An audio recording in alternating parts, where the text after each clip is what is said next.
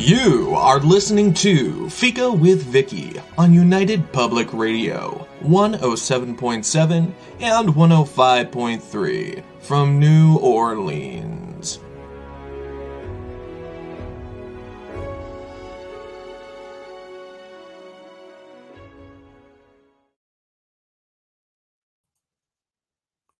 Hello, everyone, and welcome to Fika with a new guest today, Rachel S. Roberts, and me, your host, Vicky Benison. Rachel is an author, sacred dance teacher, and the creator of Wolf Woman Rising. She reminds us of our wild roots and encourages us to return to them. She demonstrates wolf characteristics through story, physical wolves, and the myths that have connected us to them throughout time. Our focus today will be on Wolf, an inspirational guide to embodying your inner wolf, and Lupa, pagan portals, she-wolf of Rome and mother of destiny. I'm excited that Rachel's joining us because, yes, I may get to howl, and that is always a plus. And because she will assist us in our continuing look into wolves and how they have influenced us through story and being who they are. And perhaps in allegedly big bad wolf style, she will blow down some walls. Walls that have been separating us from ourselves, from our communities, and even the world.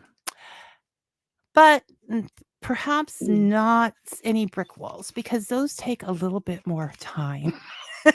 We can't expect miracles from Rachel today. Thank you for your insight and wisdom, Rachel, and welcome to Fika. Oh, thank you so much for having me here.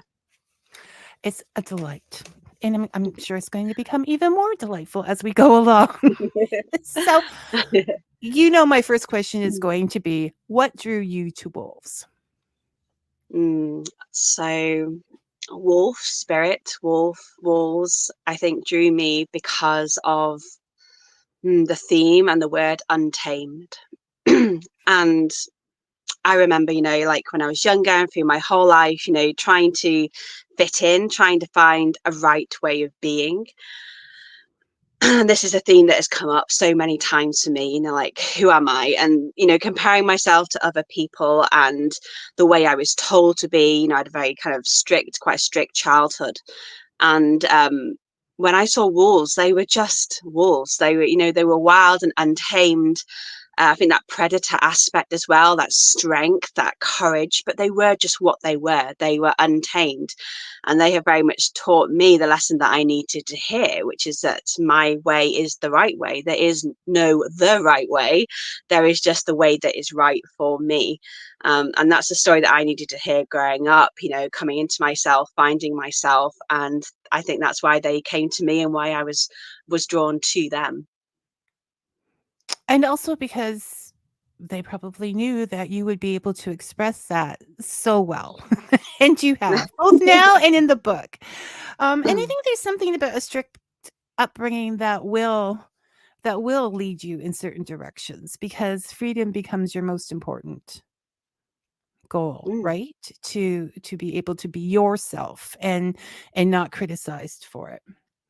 Now, I love the thought, and the other Rachel, Rachel P brought this up with dragons, and it began the whole thing as well, that we don't have to meet these beings in dreams or on the street. You're coming.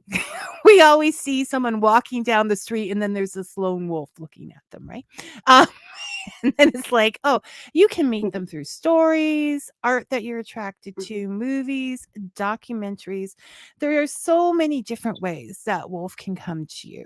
How do you know if you're a wolf person, if this is the howl you should follow, or is wolf open to anyone who asks? So I think this comes down to trusting self, just trusting your instincts, your gut. Like, no one else can tell you what things are meant to look like, how they're meant to feel, how they're supposed to be. So only you will know, whether you're meant to connect to wolf. And I would just connect to that gut feeling. I mean, there's going to be signs, in the fact that you perhaps, you found yourself listening to this podcast, or you've been seeing wolves, or maybe the characteristics of something you've been seeking, you know, kind of that courage or that tenacity or something, there will be kind of synchronicities, like nothing's ever coincidence. Wolf will come up because you need it. You know, and some people have wolf as a companion ally that is a lifelong ally, perhaps lifetimes ally. Sometimes, you know, they will just be there with you for a certain period of time because you need a particular lesson or you need to embody something. And I think, you know, that diversity of wolf, it's one of the things, one of the lessons that they teach us is about diversity, about having the right pathway for you, your uniqueness. And I think, so, you know, there's so many different ways that you can approach wolf and that you can work with them, that I think there is something there for everybody. You know, not everybody's going to be needing to embody that alpha kind of leader energy. Some people are going to need the pup energy. You know, there's so many different deities as well that you can connect to. Maybe the lessons about throat chakra healing, or about the lessons that are about becoming wild, the lessons connecting to your feminine. You know, there's so many different aspects that you can connect to. I do think there is something for everything. And when the signs appear, they will come and you will just know, like, you don't need anybody else's permission. It's not going to look like any way anybody else looks, you know. So I can tell you my story, you can read other people's examples, but what happens for you is perfect and meant to be. But, you know, if you find yourself perhaps howling, you know, by accident, or that's often a sign, you know, or your skin starts going furry. Did we go No, I'm out joking. for a I'm while? joking. Oh, was I talking to myself? Oh, that's fine. That's No, I'm normal. sure the people could hear you. He says it's all well, so I must have just froze. All right. Good thing I gave that talk at the last minute before. So did you all get okay, guys, did you hear what Rachel said? Please let me know immediately. I read the book, so I don't know, but I want her words to get out there. Okay, I'm sure they're typing facetiously. So I'm going to say that there are a lot of different lessons from wolf. And Robin, get back to me, please. And I want you. And there's live radio, people. Every so often, it's going to happen. We've been having a good streak. So, yes, all good. But did you hear Rachel before, David? Did you hear what she was saying before? Okay. I don't like to be sexist, but I'm just going to say men. So, Rachel. Yes. Okay. So it was just me having a problem. Okay. Okay.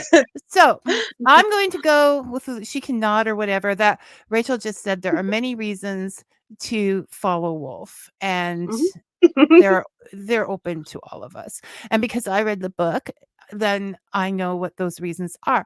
You should read the book too, okay? Especially if things there. We'll go into where you can find it later on. Now, if I had to pull one idea out of this book, and we'll come back, we'll jump all around. If I had to pull one idea out of this book, it would be self-acceptance. Because as you write, you need to accept yourself before you can accept the world to do that. And that is such a refreshing statement in this world, because, you know, there's so many books that tell you how to be perfect. There's so many articles that tell you how to be perfect.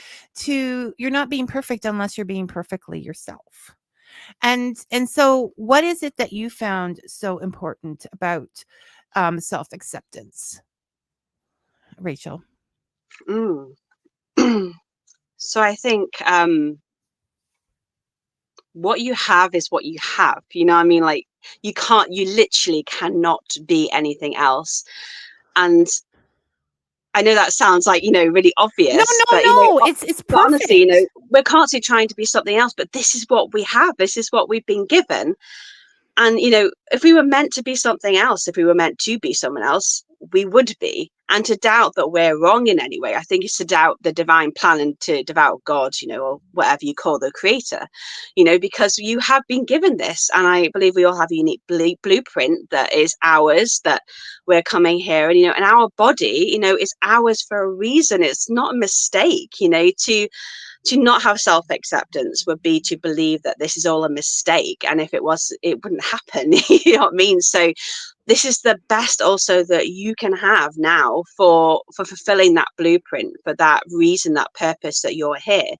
This is what you've been given, your skills, you know, the way that you look, the way that you sound, the way that you taste, the way that you smell, the way that you express, everything is like that for a reason. You know, you do have a purpose and a reason. And I think when we come into self-acceptance of that, accepting that this is what we were meant to have, I think that's when we can start stepping into fulfillment. You know, we feel like we're always lacking something, don't we? Otherwise, you know, I should be this or I should be that. And I think self-acceptance, yeah, is kind of that key, I think, to I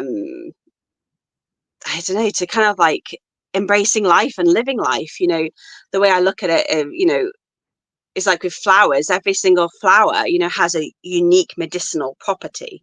You know, so imagine if every single flower could only cure coughs. I mean, it'd be great if we all had coughs, but what about all the other kind of, you know, problems, you know, that need that solution and need that kind of that thing. You know, some flowers don't have any medicinal properties. They're purely for being beautiful. That's their whole purpose. A summer, you know, it's about their smell. Some it's about the fact that they can actually constrict and destroy other things, you know, so they all have their unique purpose.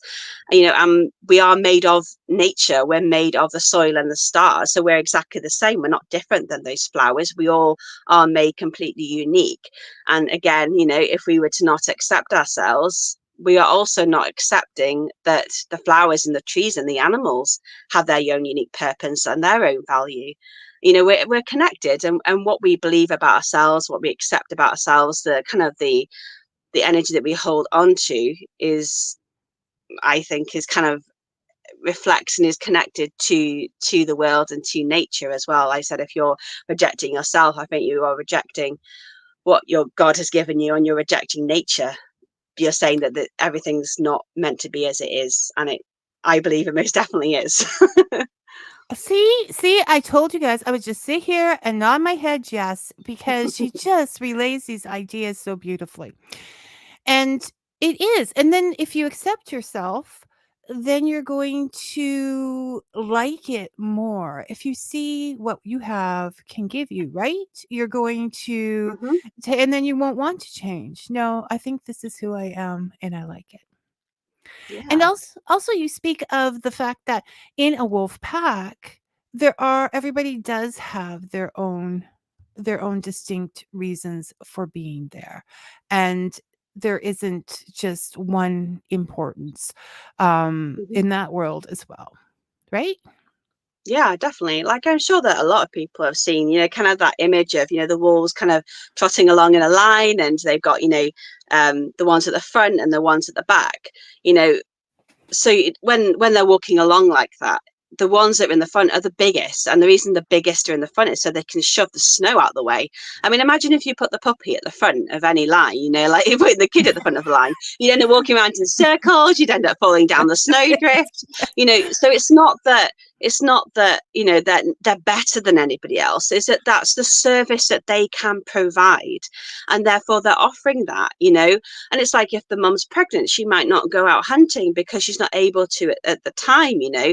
Or there might be some male wolves that are really good at babysitting, so they do that in the pack, and every pack member is able to contribute, you know, what they're best at, you know, their best self, you know. And so, I mean, we can't contribute until we really know what it is that we have to offer. And you know, self-acceptance really is the kind of the opening to that. Like, this, okay, this is what I've got. Great, so this is what I've got. So now I can offer it. I can be of service because I know exactly what it is that I have to give. You know, what is my skill set? You know, why am I here? Why do I sound this way? You know, um, once we know that, then we can start contributing in a way that offers us for true fulfillment and also is of service as well. And I think that's important. In the book, you describe all the different purposes. So the purpose of learning, the pups learn, but that is also contributing to the pack and giving someone else a purpose. And that learning should be fun. Because I was just envisioning the pup leading the trail with, oh, look at, there's a squirrel. Oh, look. You know, Mhm. they are easily distracted, but that brings joy and purpose to other people. And Mhm. it's just beautifully written. I can't do it justice, people. I just can't do it justice. I can't do Rachel justice on this one. So the idea that we have that, Mhm. okay, that guy in the front, that's the alpha, and they just push everybody around, and you have cited like actual wolf studies and things within the Mhm. book is sort of an image that is incorrect and that is being Yeah. foisted out there, because he will step back if there's someone that is better at hunting something. Or, well, you mentioned that the females are actually in charge. Mhm. Yeah. And this is the thing with alpha. It's, any knowledge can be misused, for it's all about intention, isn't it? So, when it comes to a wolf pack, the wolf pack is not like you have like them. I think the image that's put across sometimes is they're all fighting for dominance, and then this like super duper like muscly, attractive wolf will then become the superior and the leader. It doesn't work that way at all. So you'll have a lone wolf and a lone wolf, male and female. It's always male and female in packs, just because that's biologically what it is. They'll come together so they can reproduce, and they will have pups. They become the alpha male and alpha female because they're the parents.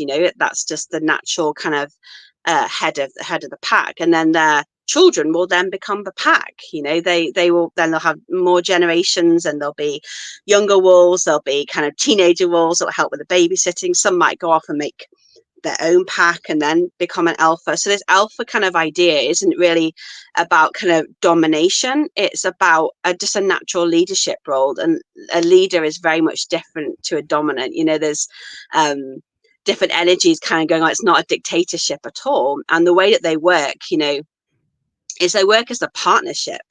They're working, they've got the masculine and the feminine there. There's the two, that they're metaphorically and they're physically as well. And often you'll find, like in wolf studies, you'll often find it has been the she wolves that are actually the dominant partner.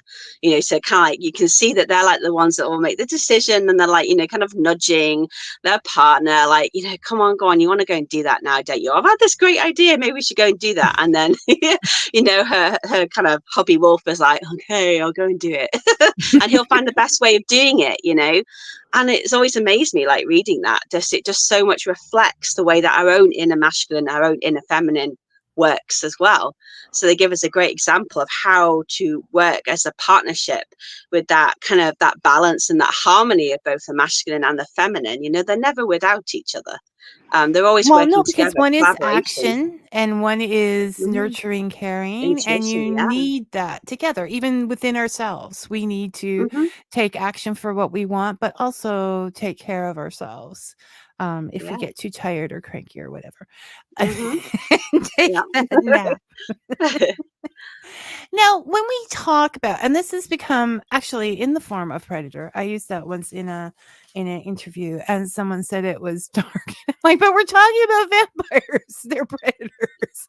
Like, what am I supposed to do? Um, Hmm. so you say we must walk in the light and the darkness as the wolves do. They can Hmm. see in that light. When you say darkness, what your context for that? What do you mean Hmm. by darkness? So I just want to share that, dark, just like light, is just a word.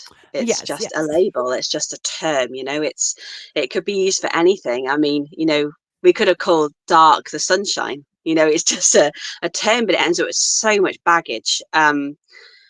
So like for me, dark, is the kind of the deep, rich brown of the earth. It is the nighttime where the stars shine. It's just one side of the coin.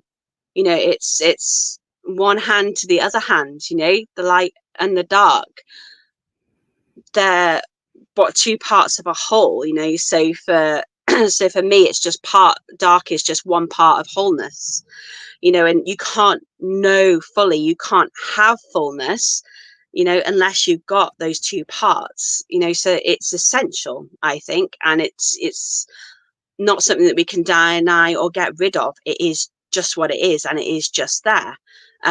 And to know it and to explore it means that we can integrate it if we have rejected it within ourselves. If that label or that term has, for some reason, got some kind of connected, kind of residue of stickiness or unpleasantness or whatever yuckiness. we put on And it. Yeah.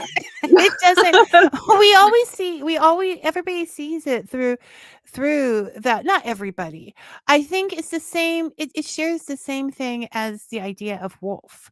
Anything, Hmm. when it's dark, originally, when it was dark, you couldn't see everything.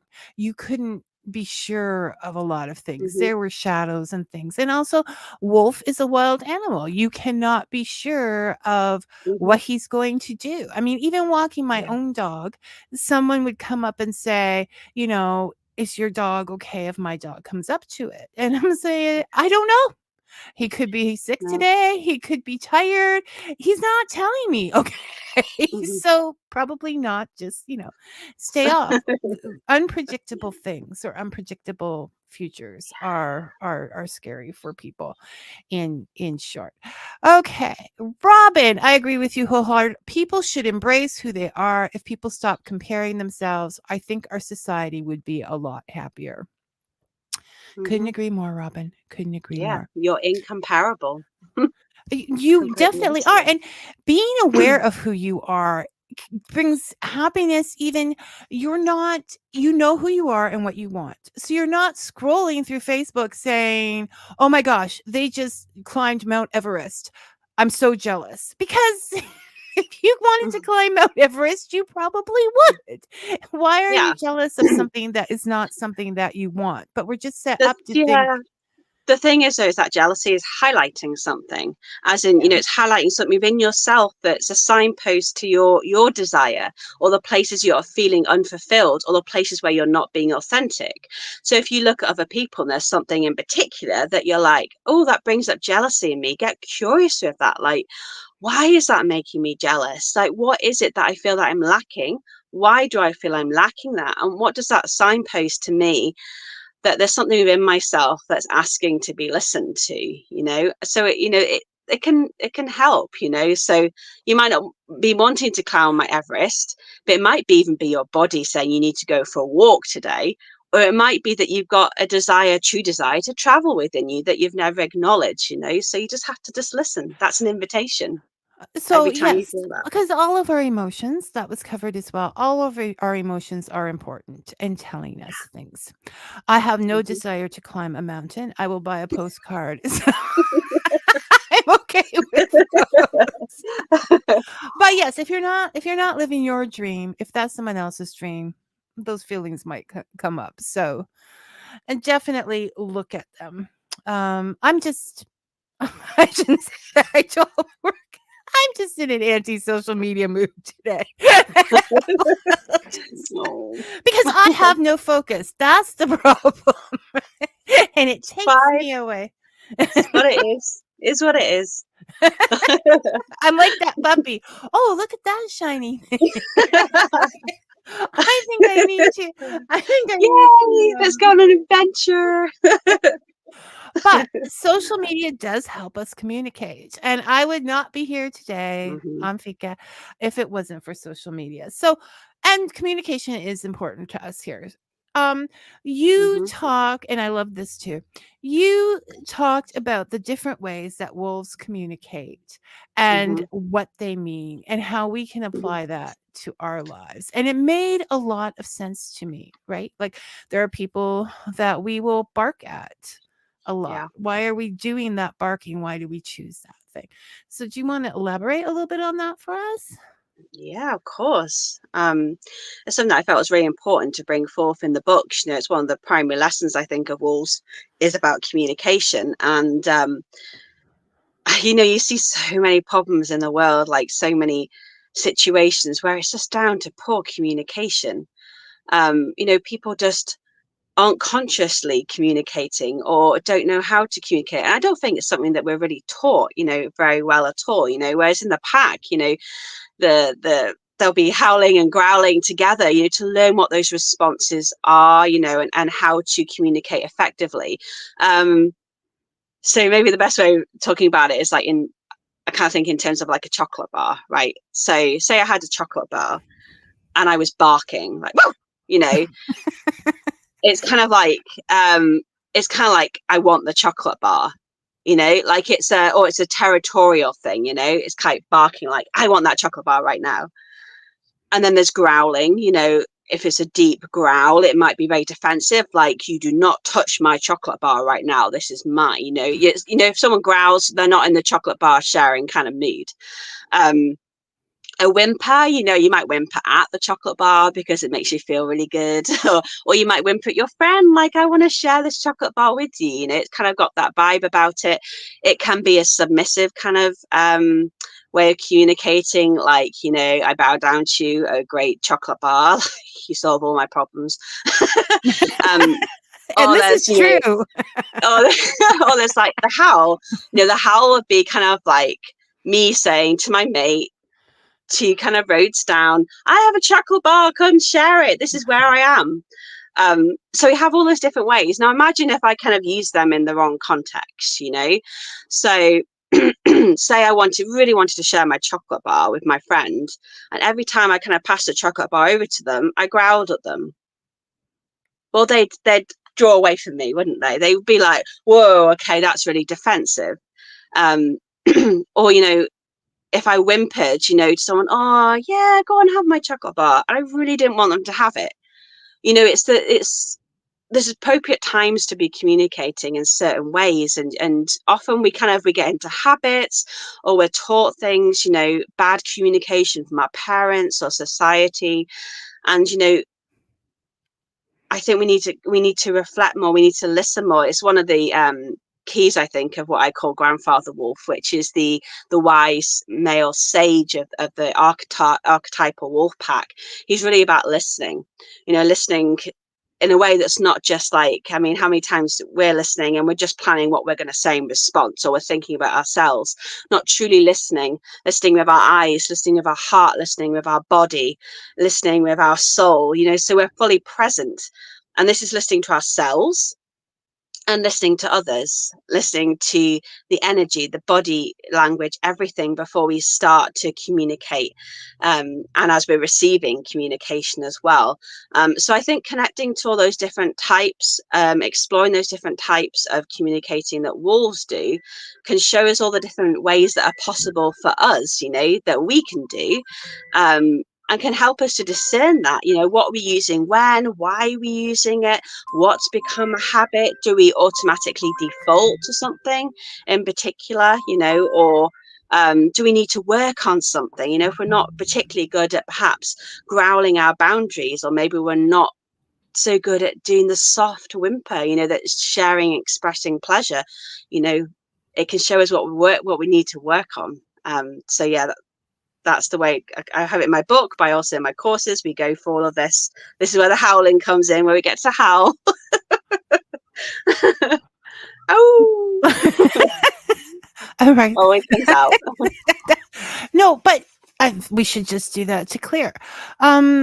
It's right though. When you think about it, if you didn't listen, if you just thought about what you would, we miss out on so many howls in life telling us something's good or something's wonderful, because we want to express what we want to express. And listening is so important, and so that we can, and listening to tone, and as you said, and listening to the tone. And I apologize for the phone. I swear to goodness, I turned it off. I don't know what's happening today. I apologize, Rachel. I wanted to say I'll go over time because I just wanted to add this. I just thought of it. We once picked up a dog from near Algonquin Park up in Northern Ontario, and he was running. He lived with a gentleman who went away and would leave him during the week. So he was running in the woods, and he was driving people up the wall. So it was suggested as we were up there, because we loved him. Well, he just walked into our trailer one morning on a full moon. So that was his thing um, was was that we should take him home. So I felt bad because I'm like, but he has all this wilderness. He's going to town, and that was like, it was a lot of work with him, and we got him a treadmill so he could travel as he used to. But that dog, we had another dog, and I watched him, and I watched him when we took for walks, and he had a definite way of communicating with the other dogs on the street. Like he had to meet them, and he had, and he was half Bernese and half Labrador, so he's this huge black dog, and people were thinking, like, no, it's really a baby. But he would have to meet them, and he would let the other dog go first, and he would let a dog take his food out of his bowl because it wasn't worth. So as you were speaking, even before I was thinking, yes, there. And I just thought he learned from wolves. He hung with wolves because that's the only dog I've ever seen like this. He knew he had his etiquette and he kept to it. And so this reminded me so much of what you're saying. It is so true. They have such an etiquette that we could follow. Like, no, that's not worth fighting over. It's not life or death. I'm Yeah. going to listen to what the pups have to say. Mm-hmm. And so the whimper, I want to go to the whimper because, when you say whimper, I thought, I don't know why, but whimpers sound sort of like you said, you're being submissive but that is also happiness. I am comfortable and I am here. Yeah. We see in society, and I want you to say this really loudly so everybody listens. We see being submissive, being comfortable, being kind, being giving. We see all those things as weakness. And you say it's not. So I want you to tell people that. Yeah. Kindness is not a weakness. Never a weakness. Never, ever, ever, ever, ever a weakness. And the reason I say that is because there's so little kindness in the world. And I see this every day. And if you look at, in the end, what's more powerful, kindness or hatred, it's always going to be kindness that trumps it. But I think that, it can be difficult, for two reasons. I think let's go down the first route first. So sometimes, as growing up, like, especially I think for women, we're kind of told about this good girl archetype. You should be a good girl, and you should always behave, keep quiet, keep scum, don't say anything, you should be seen, not heard. And often as women, when we're reclaiming ourselves, we're trying to get out of the good girl, aren't we? And we're trying to kind of access other parts of ourselves. So sometimes the good girl can kind of see as like the thing that restrained us, that was wrong for us. So therefore, kind of sometimes it can fly the opposite way. So, you can find that some people end up barking all the time. I'm barking because I was never able to bark, so it can go that kind of, like, can flip to the other extreme. No, it's true, because you get those memes that are like, I will do what I want. You can't, and it's like, that's okay. It goes from selfless to self-centered, and there needs to be a place of balance, a place of harmony there in the center, that it is not the extremes either way. But I just think, I think kindness is so important, and I think it is the most courageous thing you can do, is to live from your heart, to live from a loving place. I mean, loving is, it's vulnerable, it can be scary, it requires you to be completely open.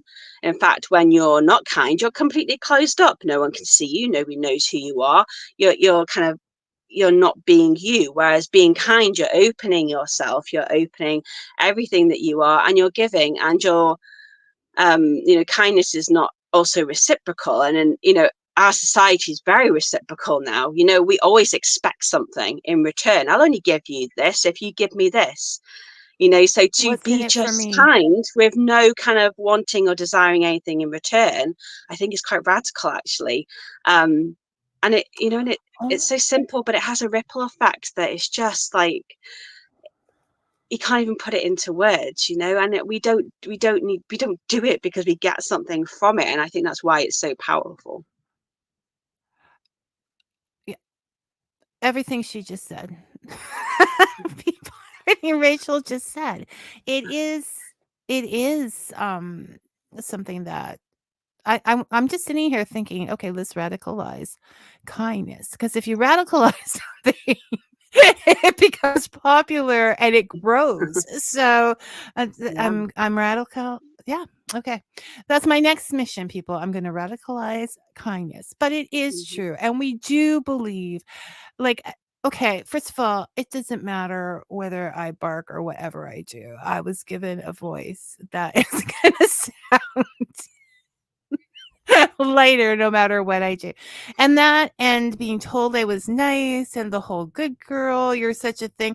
And I fought against that for a lot of years. And I wasn't any of those things because I was choosing to be them or because they're better than something else. Because, you know, when people give everything, they also have to learn to take back. Otherwise, they're not really, we're going to get into martyr stuff. And so there's a whole lot of work there, in the interim. But the point is, you don't have to be tough to be radical. That's all I'm going to say. I'm just going to radicalize kindness, Yeah. Rachel. That's Yeah. all of it. It's the thing to do. It is so Mhm. it is so true. Mhm. Yeah. Okay, so we're talking people here, right? Not wolves. Well, there are Robin says there are alpha males and females in a wolf pack. From my experience, alpha people are not very nice. What are your thoughts, Rachel? What I would say is that they're not embodying the alpha that is embodied by the alpha of the wolf pack. I mean, if often you'll find that if someone's embodying what I would call kind of like a negative alpha, you'll find that they don't have a pack. Because a pack, by definition, is a group, a team that supports each other and has allowance, acceptance, and works together for the benefit of the all. If someone's being, someone that is domineering, dictatorship, is being nasty, controlling, they won't have a pack. They may be manipulating and controlling lots of people, but they won't have a pack. In fact, you're going to find that type of person is the loneliest person on this planet, and they are not going to be able to receive any kind of kindness because they're blocking it. They probably don't even love themselves, although No. they might appear to. They aren't going to be loving themselves. I think that's what we when we talk about the filter and talk about the strength, somehow, as you mentioned, the world has just got topsy-turvy about Hmm. kindness, what is being strong. And as you mentioned with the wolves, they achieve the alpha status by having children, Hmm. not by being like the lone. Yeah. All of it is just wrong. Okay, let's start over, Rachel. You take over the wolf explanations, but you need to become a parent to become the alpha. So you care about something. So I'm not saying you have to have a child. You can have a business. It's just something you are passionate about, something that Hmm. you love, and that is the thing that you're taking care of. But this new form of alpha is just about look at me, so they're not in alpha, but society is calling them alpha males. Hmm. Yeah, it's this continuation of that kind of like misuse of that label and that term again. That yeah, it's sad, really. I feel sorry for them, because like I said, they're probably the loneliest people, on this planet. But the alpha really comes from experience. It comes from wisdom. That's what's. And the thing is that there are times as well, and this doesn't happen in society, does it? But there are times in the wolf pack when alpha will step down because then and no longer be the alpha. You might find that their children step up, because maybe it's old age, or normally it's old age, but then they're cared for within that pack, but they're no longer making the decisions because they're being cared for instead. And yet you kind of see like this, and maybe I don't know if I should say this, but you Say know it. you know, kind of like this male energy that is domineering and being dictatorship, even to the point where they're not well anymore. Like, you know, and I think that maybe I'm being a bit controversial here, but I have this thing about, I don't think that there should be any leadership of people maybe after they've reached a certain age, because then they can start contributing something different. They should be, rather than leading, they should be offering their wisdom, their counsel. They should be listening, offering the skills that they have, rather than putting it into action, because the leader is the one that takes action. You know, it's the one that kind of like in the wolf pack is the one that's putting everything into kind of like processes and systems, whereas the advisor would be the one that is kind of like, you know, has that high energy, that wise energy, that is the grandfather, you know, that's embodying that. And you know, they're offering something different. I don't know if I'm quite expressing that in the way. I No, apologize if it you're comes expressing acrossing. it. You're I expressing it don't, I don't know how wonderfully. to put it, Okay. but you know, I'm getting what you're saying here. So you're expressing it perfectly. The thing is that once you get a certain age, the world that you're leading, the future that you're developing is not one you're going to live in. So back off. We get but you know, like, and leadership isn't forever. You know, it's something that you're contributing at a time that you can contribute, if you're suited to contribute that in the best way that you can. And then, you know, and then the alpha can step down. They might become alpha again, but it's really just saying, it's not like clinging on to, you know, they have no, to do because it it's because natural. it makes me look good, or It's because I want to be strong. You know, that you're, as the alpha, you're in service. That is the point. You are how in much. service. It's about everybody else. It's not about you at Yeah, all. no, Nothing to do with you. you're Yeah. taking care of them. No, but how much stronger can you be than knowing when it is your time to change roles? I mean, Hmm. none of us like change, period. I mean, some of us embrace it more, but it always comes with its bit of chaos. So Hmm. the even if someone gets in our see, we people are making a mess of it. Okay. And I'm not saying I don't like people. I'm not doing one of those. I like my dog better than people. I like people, but I'm just saying we can improve. So, um, in a family, someone gets sick. They've been the breadwinner. They've been that person. This is a difficult thing, and all the roles have to change and redevelop within the family. And that is a hard thing for someone to do. So they may growl. They Yeah. may, because they're just back off. I mean, I don't want to be touched. They're not liking themselves very much in that moment. They should. They should Hmm. care about themselves, but that's not the way we have been trained. So we need to look at how important wisdom with an expectation that the advice is going to be listened to. Hmm. That someone's going to buy our book. I just they should buy the book. Okay. Wisdom, it should be given with a expectation. Leadership should be given with love for all the people and the best outcome for them. This is what we should be looking at. But for some reason, we have just gone into I'm tough. I'm going to take over here. You can't mess with me kind of mentality. Yeah. So, Robin, fix that. Okay, so some of us just shove off the responsibilities. um, so okay, so we talked about the female and the male, and so I'm gonna paraphrase some things because we're going to. I said we have man caves, okay? But we don't really have women caves. We have she sheds that if you go, if you look at them online are all bright and light and the sun is shining through those windows and there's no privacy. Okay.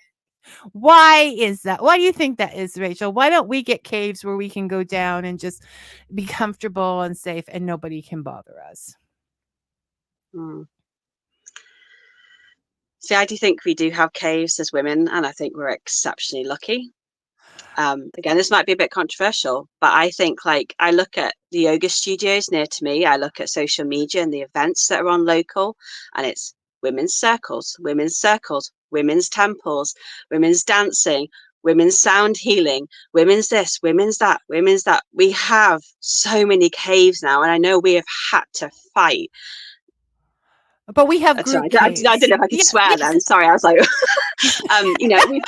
we've had to fight to reclaim that, haven't we? And now it is abundant.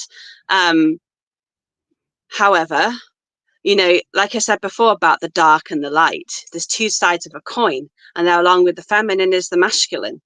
And we have risen.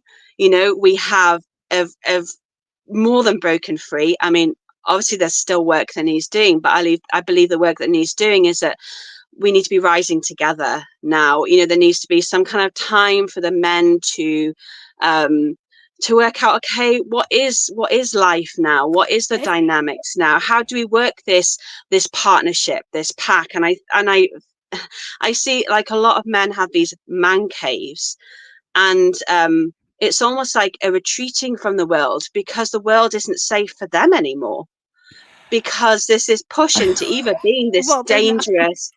this dangerous masculine they've got to embody, and they've got to be the alpha that's powerful and rah, or they're not welcome, and I don't know. This is just my viewpoint, the way I see it, and I feel like, No, no, no, no. I see am I getting my exactly point what you're across? saying. No, I get what you're saying, and it is a confusing time all around. And I think the responsibility for that is on both sides, and for people that haven't stepped down from leadership roles or time. I mean, when you have a son, you you hear and see what they go through, what they're being told. Like, and there's subtle Mm, things in society, like, don't you have a girlfriend yet, or whatever, that they have all of these things going on. You have to be. And so I think it is very confusing to them, because the older mm, generation is telling them one thing, which is what they knew, and this is what it means. And then they're yeah, being told other things from other outlets. Like, I'm not even sure what they're supposed to be doing. yeah, This one is confusing mm, for all of us. So I think there needs to be more more coming together, more yeah, communication. It's in some circle, people are afraid to ask questions because they feel like they're going to be silly. And in other places, if mm, you ask a question, it's now considered that you're asking it to catch somebody up. yeah, Like, it's not seen as an honest question. So that communication needs to really start taking place. So I yeah. agree with you. We need to start listening. But I just see it's like so often with my male mates, especially, like when we as women are telling each other, about self-care. It's, oh, women, maybe self-care, you want to take a bath, or you want to go meditate, or you want to go and do something really nourishing. And then the self-care for men is like, well, go and hide in a dark room completely on your own, or go and stare at your phone for 10 minutes. Like, what's been offered No, for but, them? but I am jealous of that. Sometimes I want to go in a dark room. Well, yeah, I know, but I It's mean, there's a time and a there. place. But I Yeah, just, no, you they're know, told this is it's what just it a is. concern for me. Not Personally, I kind of feel like what's been offered for the men. Where is their retreat? Because we all retreat into the cave. I know, like, literally in real wolves, the female wolf is the one that births. She's the one that has the womb, so she goes into the cave. But in human life, you know, metaphorically, we all go into the cave. We all go into dark times. And I feel that actually now women, we have more access and more knowledge, and perhaps understanding of how to get out of the dark, how to well, return because from we're the cave. used to those natural cycles. Okay. Yeah, We live them.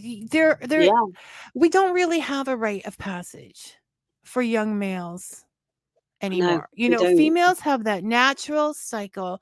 We don't Hmm. have that for men or younger ones growing up. There's a lot. This is why I like this wolf thing. There is a lot that we are missing right now in this communication. And this is from I have a daughter, I have a son. I see it going both ways. You care for all it and some people just use them as a way to get rid of frustration or whatever, or you're just all like Mhm. this, or you're just so. I think on both sides, the intelligent. I'm gonna say, don't worry about being controversial. I can't believe what I'm about to say, but the sensitive, intelligent people are really hurting because they want to help and they don't want to say the wrong thing and they don't want to do the thing. And they come on radio shows and say, I may be being controversial here, but that but is so important. We need to look into uniting things now, and it's also how how confident you are. My husband just wrote on here, my man cave is full of Star Wars stuff. Yes, it is. So he does not care if he looks like he's an adult. He's going to be a puppy all his life. I've accepted that. Two, when we would go to festivals or anything, they would have scented soap.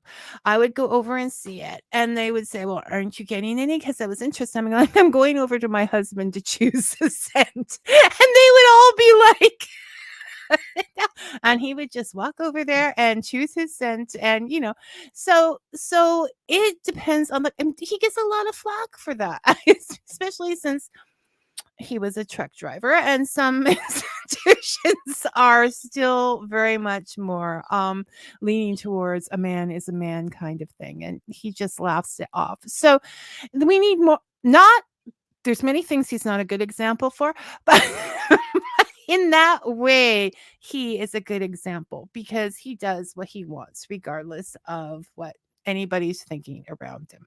But it's very, and I accept that because I'm just an accepting person. But it is very difficult for someone who is very young trying to grow up in this kind of thing. And yes, next book. Well, you do have a next book, but next book after that it has to be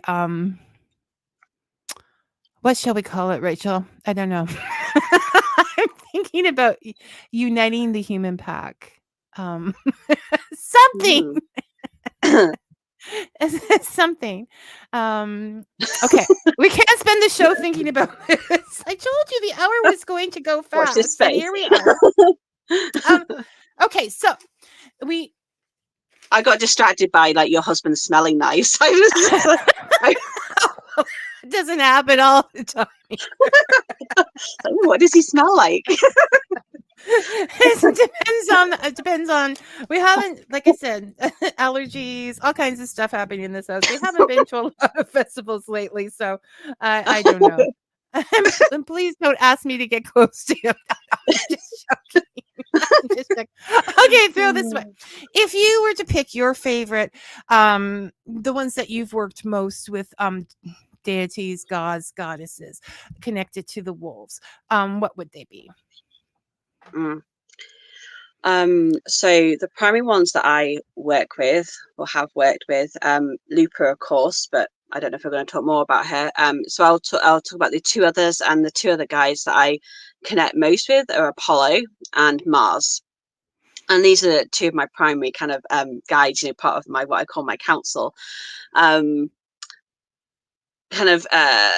Two different reasons, really, the two different ways I work with them. I mean, Apollo, because I'm a dance teacher as well, being professional dancing, the way that I express is through movement and sound, and when I'm belly dancing, I kind of feel Apollo there with me, and I just adore poetry. And he's really taught me about expression. Like, he's your go-to if you want to kind of work on expressing yourself, how to express yourself, the beauty of your own uniqueness and the way that you are meant to sound, the way that you are meant to express, like your body and your voice looks and sounds a certain way, for a reason.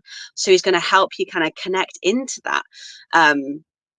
And also he's the god of, plague and disease, but also of healing. So he kind of embodies that paradox, that there is that potential that the same thing, can be a poison and can be a cure.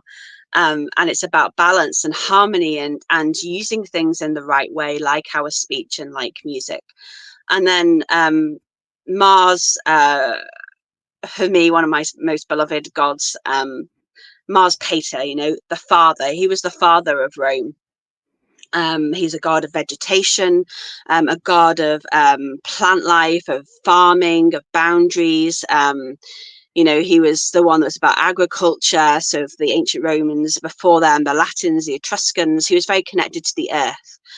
And he's been very important, you know, for me on my journey, and when I'm teaching people as well, about embodying the archetype of father wolf. You know, the father wolf that is, you know, the wolf that will, you know, in the spiritual realms now, the spiritual counsel, you know, he's going to help you to establish those boundaries. Why are they there? You know, who and what are they serving? How do they need to adapt? How they need to be flexible? Is it letting in? Is it letting out? You know, discerning all these ways that boundaries can be effective and effective. And also, he can help you to embody Father Wolf, as in the, you know, the energy of courage, and to, you know, act on behalf of the other, you know, in service, and to channel your fire so that it is coming forth in a way that is the nourishing hearth rather than the destructive, you know, fire that's going to destroy the forest. You know, he's going to help you with that as well. So they're kind of my two primary ones. And I it's interesting when people ask me this, because they're like, oh, you're so feminine, and I thought it'd be the goddess. But I really relate to, and I've really needed male deities because of woundings from the masculine. You know, and I find that if people are, you know, find that they have any kind of wounding with God, or with, you know, with men or the masculine energy, then to work with male deities actually can be really profound and very healing, you know, because they're not human males. Well, I Or the negativity, you know, that can no. sometimes come from that, you know, Well, because it has. it's difficult, in relationships. It is difficult with this, like, I have a Serenus poster in front of me, and I I love him, but you're not, it is about you more. You know they're going to be protective. It's not, as you pointed out, the whole serving thing goes back to what you were saying about having to get something for everything. And oh, sorry, about getting something for everything that you put out there, and also that the boundaries change throughout time. You also expand on that in the book, and that Mhm, you, I mean, if you make them too strong, you can't even get out. So boundary making and the thoughts behind that are very important. Now, mhm. for a friend who might have decided that they were the airwolf, um in your book, because there are people, it's wonderful, there are charts to make it easier because you got all these words, it simplifies them. Mhm, There's charts, I envision them in color. There's little questions, there's journaling points you can make, it has the whole works. Now you talk about Isis, and you say, okay, connect to Mother Isis when you need to utilize the power of words or want to heal any aspects of woundings around queenship. What mhm. does that mean? What is queenship to the regular person? Okay, so queenship in particular, I mean, we can talk about queenship and kingship, you know, they are slightly different. Queenship is kind of where the feminine is being held in full self-respect, where she is able to discern, and where she is kind of, you know, ruling her land well. You know, she's in service. uh Isis is a great example of this, because, you know, she was a queen of Egypt. She became kind of that personification, you know, of queenship for the ancient Egyptian people. There's a really wonderful depiction of her, which came to me when I was doing the research for this book. That was of Isis actually riding a wolf, and this was really profound to me. And I was like, gosh, okay, so the wolf is the vehicle. These lessons are the vehicle. And this is talking about the way that we communicate and the voice as vehicle. So she's the goddess of magic and spells, how the spoken word, you know, her words are what brings her husband, the masculine, back to life. You know, so how are our words and our expression, our communication, how can it be a vehicle to bringing life, you know, to kind of using magic, alchemy, transforming, you know, that which is dull to gold, you know. And she can be really supportive in, if any of that resonates for you, you know. And that's the way that she works with wolf energy, is very much in that communication element. But communication, you know, like I said, as the queen. So standing in authority. I know what I'm feeling. I know what I need to say. I know how to say it. And this is how I do it. So it's confidence for the good, building your confidence for the good of the people around you. Once again, it's not about I'm in charge. It's about what powers can I use to help Yeah, others. it's never I'm in charge. It's always I'm in service. I'm in service. I can See, say that 1,000 there times. is no, But no. We why does everybody live on the other side of the world? Because we really need to have coffee and figure out this out. And to make little buttons that say radicalize kindness and find a title for your next book. And we're moving in. Okay, I'm gonna take just throw up a couple last comments here because they sort of talk about. So Robin Sims says, I have a man cave, and it's a hilarious House of Frightenstein cave. That was a local show that we grew up with the kids that had a Wolfman DJ. So it was a cool wolf, okay? As in I am the Wolfman. And Rachel's completely right. It's like a place to retreat to. So what are you running from? I'll have you on next week, Robin, to say what you need to retreat. And that you can't believe everything you read on the internet. My husband Dave is now saying I smell like pumpkin spice latte with a hint of apple pie. Lots of laughs. Nice. I don't think so. I think that's what he wants to have right now. And he's not going to have it. So, Rachel, my mind has been spinning through this whole show, which is why we have not gotten to Lupa. And excuse me. Why I had trouble. There is so much information, so many things that make you think about in Wolf. Your head will be spinning too, but in a good way. And read it, join our radicalized kindness movement, and be happy with yourself because that's what's most important. So I'm going to ask Rachel to describe a little bit about her Wolf Rising work, where she can find her books, what we can expect next from her, just the whole Rachel thing. Yay. Yeah. So I don't know if most of your listeners are in America. So probably most of you will find me online. So it's going to be wolfwomanrising.com is the kind of the hub. And if you're watching, it's rolling cave. across the bottom of the screen. Whee! Yeah, so from there, and then from there, any of your preferred outlets, you can find me on Instagram, Facebook, YouTube. I'm not on TikTok because it's not my embodiment to jump out of cupboards and go bleh or It's whatever, very short too. Anyway, so yeah, and I do courses, retreats, under my Wisdom School, Wolf Woman Rising. It's all about, coming into the 3 pillars of my teachings, which is courage, trust, and authenticity. That's what we're always working towards and working with. I've got 2 books out, Lupa and Wolf, the ones that are out at the moment. There's more coming. So the next kind of deep dive is kind of going more into Roman mythology, showing more of the Roman gods and goddesses. So Pantheon of the Romans will be out next year, end of next year. Anything else? I have You're a workshop amazing. course coming up next month on the cave of the wolf. Oh, so even always doing if you something. forget everything we just said and you're just sitting there, remember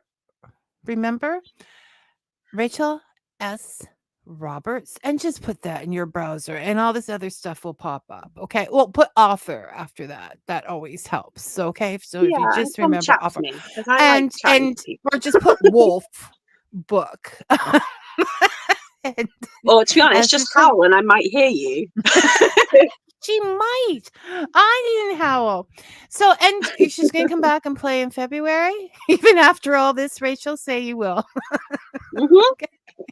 Definitely. Okay, and It's she's been going to come lovely. back and Thank play here you. on Fika again, with us in February, and hopefully, we can break it down a little bit more because, like I said, heads are going to spin, puppies are going to run off to squirrels. This is just a lot of stuff and ideas to take into. So, thank you, Rachel, Oh, you're for welcome. visiting with us. Keep up the good work, and maybe someday like Marie Sendek's Max, we can turn wild and come back accepted with a warm bowl of soup. That's all any of us want in the end. And thanks for getting us closer to it. Oh, you're so welcome. Thank you so much for having me here. And I hope everybody is inspired in some way by this to be courageously them. There you go. Great final words. Okay, you take care and we'll talk later. Okay, bye-bye. Next week, we're going to be looking into an upcoming film, the 23 letters from Vincent van Gogh, with guest Rob Camies, the writer, and Mark Ryan will be visiting us again as the executive producer and star. And that means the conversation is going to be an adventure all in its own. I'm already smiling. Another thing to smile about is that tomorrow is National Cinnamon Bun Day, a Fika favorite, and so easy to celebrate. You just have to eat a cinnamon bun or look at them. That's for the future when you're going to make them. So until then, may your coffee be hot and your story sweet. Thanks for listening, everyone.